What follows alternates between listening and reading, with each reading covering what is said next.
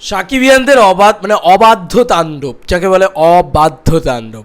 Hey guys, welcome to my channel. আমি মহারাজার। এখন আমরা ভেরি গুড মর্নিং জানিয়ে তোমাদেরকে বলবো তুফানের ফার্স্ট গান লাগে উড়াধুরা নিয়ে কিছু কথা।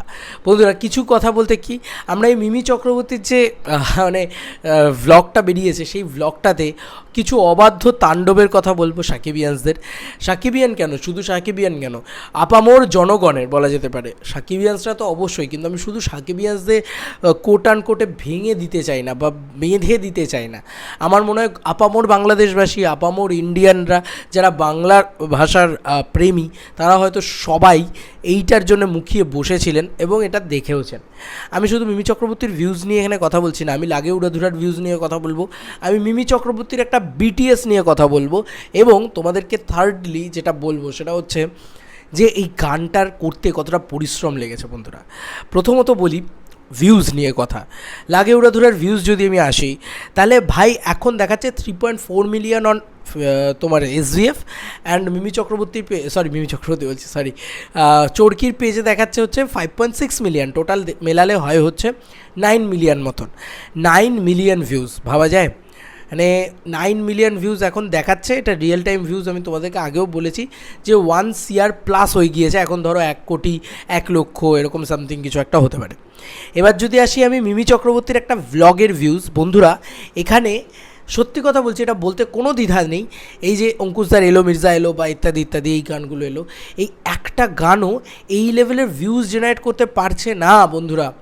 যে লেভেলের গান, মানে একটা BTS ভিউজ জেনারেট করেছে, বা একটা behind the scene. This is the craze of megastar Shakib খান।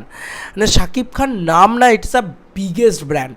তাও আমরা শাকিব খানকে কোনো ডায়লগ বলতে শুনিনি এই পুরো ভিডিওটার ভিতরে, বা প্রচুর আমি ডিরেক্টরকে দেখতে পেয়েছি, প্রচুর জিনিসপত্র না, শুধু মিমি চক্রবর্তীকেই আমরা দেখতে পেয়েছি। কিন্তু মিমি চক্রবর্তী বলেইছিলাম আমি, ওনার কেরিয়ার এখান থেকে এরম উঠে যাবে, কারণ মেগাস্টার শাকিব খানের সাথে উনি কাজ করছেন। আবারও বলছি, ওনার চ্যানেল এখান থেকে এই উঠে যাবে, কারণ উনি ওই লেভেলে কাজ করছেন। তো কোথাও গিয়ে ওটা মিমি চক্রবর্তীর পাওয়ার, এটা কিছু করার নেই। মিমি চক্রবর্তীর পাওয়া বলছে, ওটা শাকিব খানের পাওয়া। এবং মিমি চক্রবর্তীর তো অবশ্যই একটা ফ্যান ফলোয়িং ছিল। তো নোন ফেসেস যখন আরও নোন মেগাস্টারের সাথে কাজ করেন, তখন গিয়ে কোথাও গিয়ে এরকমই ধামাকেদার কিছু হয় একটা। তো 220K, ইয়েস, মানে অলরেডি বলা যেতে পারে 2,20,000 ভিউজ এখন শো করছে। আমি শিওর যে এই ভিউজটা 3 লাখের ওপরে হয়ে গিয়েছে। চ্যানেলের সব থেকে হাইয়েস্ট পপুলার ভিডিও হয়তো এটাই হতে চলেছে, এবং চ্যানেলের গ্রোথ এখন বললাম তো হিউজ সাবস্ক্রাইবার ওনার, মানে কালকে বিকেলের ভিতরেই শোনা যাচ্ছিলো যে ওই 4-5 হাজার মতন বেড়ে গিয়েছে। এখন দেখা যাবে যে দেখতে গেলে 8-9 হাজার সাবস্ক্রাইবার হয়তো বেড়ে গিয়েছে ওনার চ্যানেলে, জাস্ট ওনার চ্যানেলে একটা BTS-এর মারফত। BTS-টা বানিয়েওছে খুব সুন্দরভাবে। তো এ দুটো তো গেল এ দুটোর কথা। এবার আসি লাস্ট যেটা বলবো, সেটা হচ্ছে যে এই যে পৌশালিদি একটা ভিডিও তৈরি করেছে, কালকে আমি ক্রেডিট দিয়েই বলছি যে তারা না বলছে যে 8 ঘন্টা ধরে একটা গান শ্যুট হচ্ছে। আমি আরেকটু পিছিয়ে যেতে চাই, যে একটা গান শুধু কিন্তু মিমি চক্রবর্তী অন ফ্লোর যাচ্ছে, যখন ক্যামেরা টেক হচ্ছে সেখান থেকে শ্যুট হচ্ছে, এমনটা নয় কিন্তু বন্ধুরা এমনটাও কিন্তু এর সঙ্গে সঙ্গে যে এই গানটা সেট ডিজাইন, ওই যে জায়গাটায় ডান্স বাংলা ডান্স জুনিয়র যে শোটা হয়, সেই শোটার ওখানের যে ফ্লোর, সেই ফ্লোরটাকে কিন্তু নেওয়া হয়েছে, সেখানে কিন্তু অর্থ ব্যয় করা হয়েছে বন্ধুরা।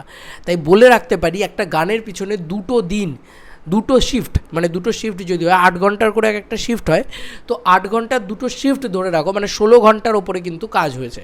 কেন? কারণ ওই সেটটাকে দাঁড় করাতে হয়েছে, ওরকম সেট ডিজাইন করতে হয়েছে, ওটার একটা সময় লাগে, আর্ট ডিজাইনে কাজ আছে, ডিরেক্টরকে শর্ট ডিভিশন করতে হয়েছে, কীভাবে গানগুলোকে নেওয়া হবে, ওই যে স্ক্রিপ্টিং দেখতেই পাচ্ছ মিমি চক্রবর্তীর কাছে স্ক্রিপ্টিং আসছে, কীভাবে বলা হচ্ছে, কীভাবে এ করছে, সেগুলো আসছে, মেকআপ, লুক, কস্টিউম, গানের তারপরে তার সঙ্গে সঙ্গে আমরা দেখলাম যে রিহার্সাল। বন্ধুরা, একটা গান শ্যুট করতে অন্তত আমি বলছি 10 থেকে 15 দিনের রিহার্সালও থাকে, যে সেই গানের অ্যাকিউরেসি, কীভাবে ডান্সগুলো অ্যাকিউরেট হবে, কীভাবে হবে, সেইগুলোও থাকে। তো একটা গান কিন্তু শুধুমাত্র 8 ঘন্টায় যে শ্যুট হয়ে যাচ্ছে এমনটাও কিন্তু নয় বন্ধুরা। তো একটা গানের পিছনে কতটা পরিশ্রম থাকছে তোমরাই জাস্ট ভেবে দেখো বন্ধুরা। মানে জাস্ট মিমি চক্রবর্তী হোক বা মেগাস্টার সাকিব, এবার তুমি বলো যে এই গানটা ভালো হবে না? অবশ্যই প্রত্যেকটা মানুষ প্রত্যেকটা কাজের ক্ষেত্রেই তার ডেডিকেশনের তুঙ্গে দিয়ে থাকেন, কিন্তু মেগাস্টার শাকিব খান কিন্তু তার বিকল্প নয়। উনি কিন্তু নিজের শেষ নির্যাসটুকু দিয়ে এই গানটাকে শ্যুট করে যাচ্ছেন। এবং তুমি ভাবো, কোনো রেস্ট নেই, কোনো কিছু নেই, রাত্রির ভোর 3টে অবধি উনি শ্যুট করে গেলেন এক নাগারে, এক টানা।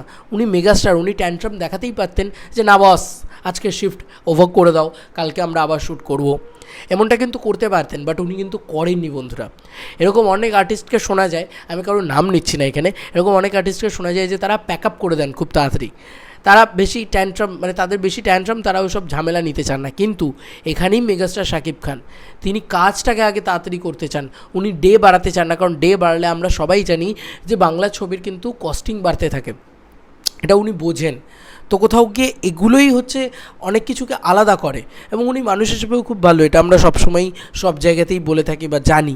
কিন্তু এটা দেখো কত ভালো একটা দিক যে এতক্ষণ ধরে একটা গানের শুটিং, এবং আমরা দেখলাম মিমি চক্রবর্তী যখন ফ্লোরে ঢুকলেন তখন already floor ready, just Mimi Chakraborty ঢুকেছেন, এবার ফাটাফাট একটা করে শ্যুট হতে থাকবে, শ্যুট হতে থাকবে, শ্যুট হতে থাকবে, পরে পর শর্ট হতে থাকে। সেই শর্ট হওয়ার জন্য, শর্ট টেক করার জন্য তার আগে একটা প্রস্তুতি থাকে। আমি অল্প বিস্তর এই কাজটার সাথে একটু জুড়ে আছি বলে আমি সেটা তোমাদের সাথে বললাম, যে সেটা কিন্তু অনেকটা লম্বা প্রসেস। তো এই ছিল এখনকার মতো ভিডিও, তোমাদেরকে আর কি মতামত এই এন্টায়ার ভিডিওটাকে নিয়ে জানিও কমেন্ট সেকশনে। চলো বন্ধুরা, নতুন কোনো ভিডিওতে দেখা হবে, বাই।